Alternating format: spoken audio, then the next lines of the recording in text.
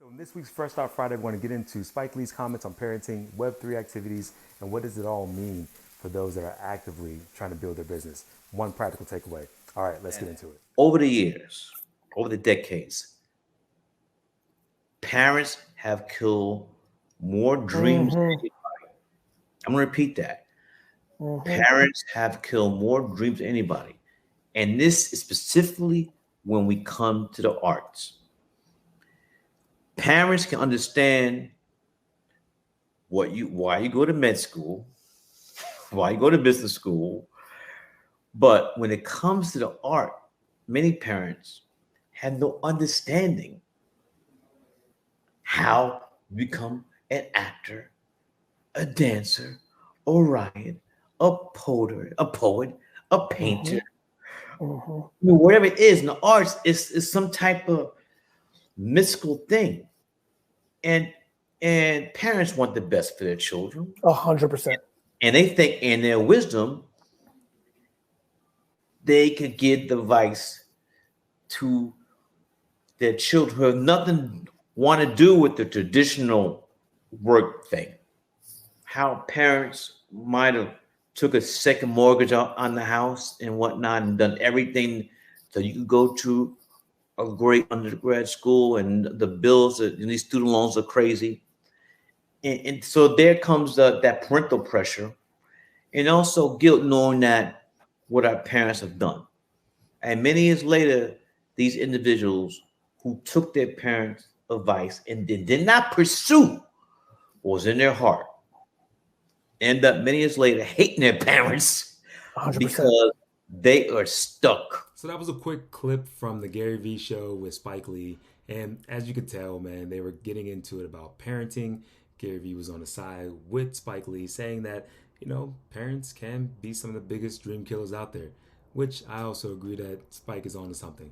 Man, I had a great upbringing, phenomenal family, and I, just to be honest, my parents never saw that gaming would become what gaming is today. When I was first getting into like having my Xbox and what's the other cube one? I forgot the name of it. But anyway, when I was first getting into gaming, and we did the Segas and all the rest of that, but Dream Chasers, that's the name of it. Dream Chasers. Whenever I had that little box going on for a while, no predictions. They were telling me to get off that stuff, stop playing James Bond, 007 and all that, that it will become what it is today. I mean, think about it. Last year, like one of the top grossing gamers in the US in 2021 cleared over, or I should say almost, 2.7 million. Like that's real money from playing video games. But it was a joke coming up in the whole like 90s and like early 2000s up until it wasn't, right? Until they got sponsors and things became a real business.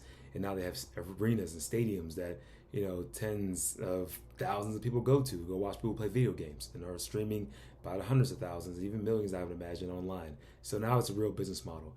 And this brings me to today's conversation because this is Web 2.0 stuff, right? That we're now just taking full advantage of the internet. Like the internet and technology gives us everyone more access to everything, right? That's the beauty of it.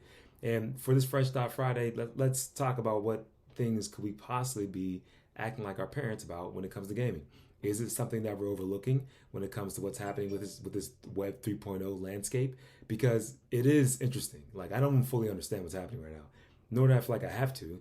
I don't feel like I need to get it all right now, but I don't want to put my head in the sand and say because I can't do anything with it at the moment, then I'm out, right? Because there's things that are being deployed like machine learning, AI, blockchain technology, NFTs that I'm still trying to get my arms around. I get these things in theory. I don't get the tactical ways that I can approach them. But one thing is for sure, and I want to be clear, I want to leave you guys with something that's positive on this Fresh Start Friday, not just scramble your brain and get you thinking about things that you can't do. So one thing that I'm realizing that's happening with technology is that, man, technology is getting faster, it's growing exponentially. That's a given. But us as humans can press into art more than ever.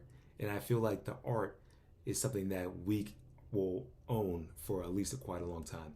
At some point, maybe the robots will learn the art form as well, and then it's over for us. But as of right now, pressing into being human is something that robots just can't do. And so when I say art, there's a business in art, right? Like the art of communication, the art of connecting with people. These are aspects of art and business, whatever your roles are. And if you listen to this, you're probably into sales, you're probably into marketing. Like there's an art form behind that, but beyond the science side of execution and how you guys are deploying whatever tactics that you're using at the current moment. There's an art form about how you go about going about doing it. There's an art form in having a certain tone and a pitch when you're on a call with somebody to let them know that, hey, I got your back here. So there's different ways for us to really look at doing or deploying the arts behind everything that we do. And art and like Spike Lee said it best, man, is that the artists these days, man, are killing it. Like never before are they making the type of money that they're making right now. And it's because the technology has given them more access to everything. So what do we do? What's the big takeaway for today? The biggest takeaway is this, that man, we have a real opportunity to be more human than ever. I got a great conversation coming up with Andy Paul. We talked a lot about the basics and just being human. I know it sounds silly, but man, people act as if they lose themselves when they get into certain roles. I struggled with that for a while. You say you're in sales and then you automatically got this idea of what a salesperson is. You go do that, right? Like man, it feels like the most unnatural thing in the world. So doubling down on the art form of just being human and being real, I think is something that is one of the lost arts of today, and something that I think that technology will not be able to touch us with, even in this Web 3.0 landscape.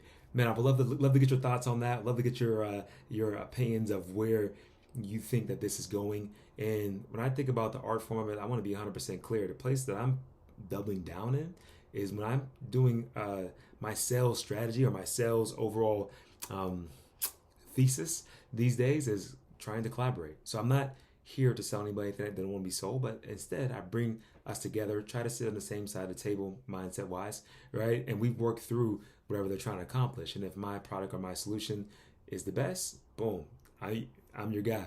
If not, I know some people that could probably help you out because I know my landscape very well. And that's that's how I view me being great at the art form of sales that I'm in right now, is really just being that guide. We always thought being a trusted guide, but now we have the opportunity to really do it because the access that we have to more information about the industry, knowing the right people to actually connect people with, all that is at our fingertips and there's no real excuses. So what is your art form that you're pressing into in your business, whatever landscape you're in? And if you're a sales and marketer, man, collaborative type of selling is something that I wholeheartedly believe in. And if you're interested in learning more about that, I'll be talking more about that, of course. So please go over to joelemon.co. And man, I'm doing a whole newsletter about collaborative selling and really the process of building up an actual online community, because that's something that I'm also exploring, because I think community and figuring out ways that we connect more based off common values and common things that we're all trying to accomplish is something that is really big to me. It's the reason why I started Nearsight Health, because I think there's a huge opportunity for that. But with that being said, man, hopefully you guys have an amazing holiday. Hope you guys have a great weekend. Enjoy yourself, and I look forward to bringing more and more to you next week on the Fresh Thought Friday.